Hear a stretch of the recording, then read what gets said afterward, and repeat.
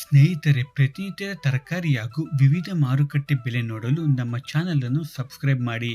ಸ್ನೇಹಿತರೆ, ಈ ಒಂದು ವಿಡಿಯೋದಲ್ಲಿ ನಾನು ನಿಮಗೆ ಶುಂಠಿ ಬೆಲೆಯನ್ನು ಹೇಳಿದ್ದೇನೆ. ಹಾಗಾಗಿ ವಿಡಿಯೋವನ್ನು ಕೊನೆವರೆಗೂ ನೋಡಿ.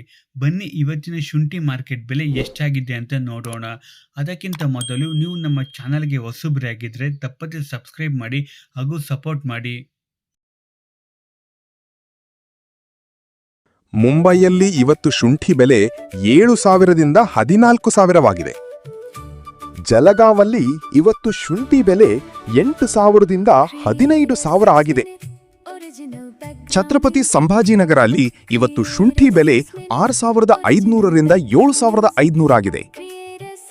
ಪುಣೆ ಮೋಶಿಯಲ್ಲಿ ಇವತ್ತು ಶುಂಠಿ ಬೆಲೆ 7,000ದಿಂದ 10,000 ಆಗಿದೆ.